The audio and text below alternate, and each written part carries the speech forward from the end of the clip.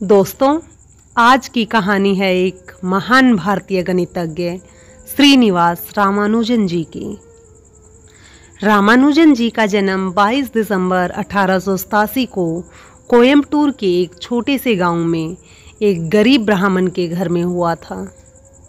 बचपन में रामानुजन का दिमाग का विकास सामान्य बच्चों जैसा नहीं था। वह 3 वर्ष की आयु तक तो बोलना ही नहीं सीख पाए थे।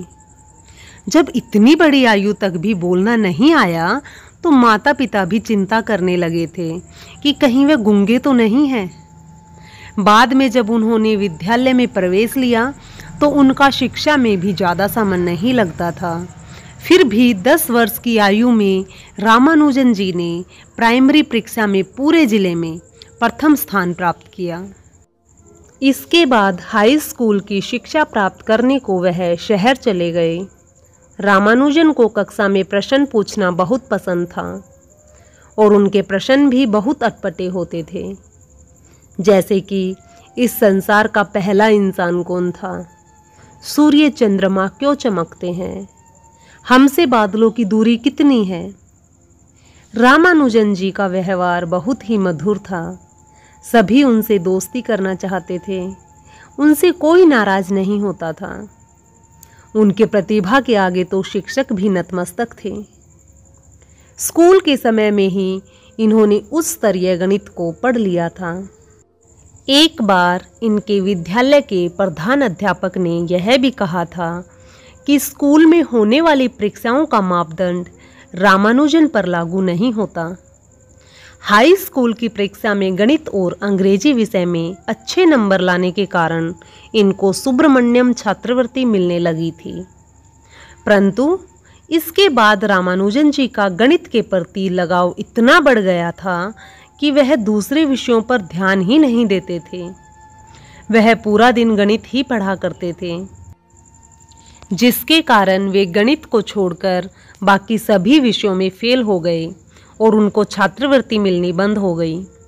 जैसा कि मैंने पहले बताया कि वह एक गरीब परिवार से थे, साथ ही छात्रवृत्ति मिलनी बंद हो गई तो उनको घर चलाने और आगे की पढ़ाई की चिंता होने लगी। घर की स्थिति सुधारने के लिए इन्होंने गणित का ट्यूशन तथा खाते बही का काम करना शुरू कर दिया। सन 1907 में उन्होंने 12वीं की परीक्षा दी, पर वह फिर से फेल हो गए। विद्यालय छोड़ने के बाद रामानुजन जी बहुत ही परेशान रहने लगे, क्योंकि एक तो देश गुलामी की बेड़ियों में जकड़ा हुआ था और चारों तरफ गरीबी फैली हुई थी। दूसरा, उनके पास ना कोई नौकरी थी ना कोई और काम था। बस उनका नामगिरी देवी, जो कि उनके परिवार की इष्ट देवी थी, पर अटूट विश्वास और गणित के प्रति अगाध प्रेम ने उन्हें काम करने को प्रेरित किया। इस समय उनको ट्यूशन से कुल 5 रुपये मासिक मिलते थे और वे इसी में गुजारा करते थे। इतने कठिन समय में भी उन्होंने अपने शोध कार्य को नहीं छोड़ा। वह इधर उधर नौकरी की तलाश में घूमते रहते थे। बहुत परेशानी के बाद उन्हें मद्रास में एक क्लर्क की नौकरी मिली। वहाँ पर रामानुजन रात भर जागकर गणित के नए नए सूत्र लिखा करते थे और थोड़ी देर आराम करके सुबह दफ्तर को निकल जाते थे। रामानुजन जी पहले गणित के सभी सूत्र स्लेट पर लिखते थे और उसके बाद दोबारा जांच करके उसे एक रजिस्टर में लिखते थे।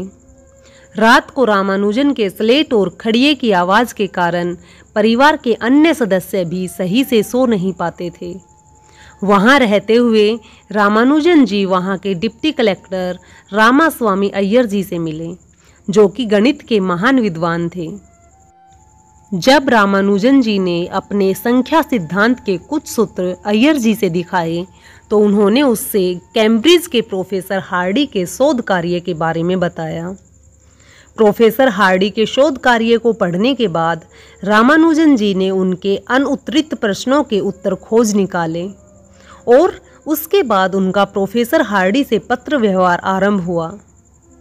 कहते हैं ना कि हीरे की पहचान एक जोहरी ही कर सकता है और वही उसको तराश कर चमका सकता है।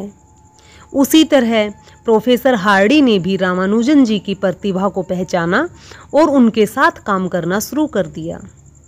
प्रोफेसर हार्डी ने उस समय के विभिन्न प्रतिभाशाली गणितज्ञों को 100 के पैमाने पर आंका, तो ज्यादातर गणितज्ञों को उन्होंने 100 में से 35 अंक दिए और कुछ विशिष्ट गणितज्ञ को 60 अंक दिए।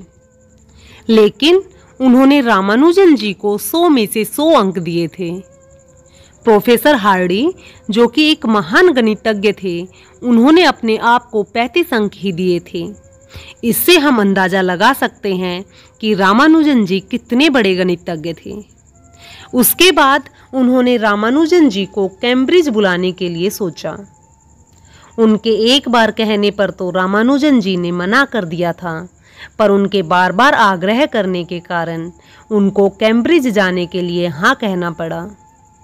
इंग्लैंड जाने के बाद उन्होंने प्रोफेसर हार्डी के साथ मिलकर उच्च कोटि के शोध पत्र प्रकाशित किए, पर वहाँ के जलवायु और रहन सहन की शैली उनके अनुकूल नहीं थी, इसलिए वह बीमार रहने लगे थे।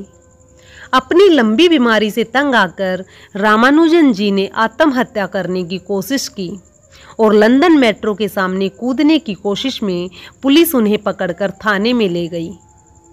वहां से प्रोफेसर हार्डी ने झूठ बोलकर रामानुजन जी को आजीवन कैद होने से बचाया।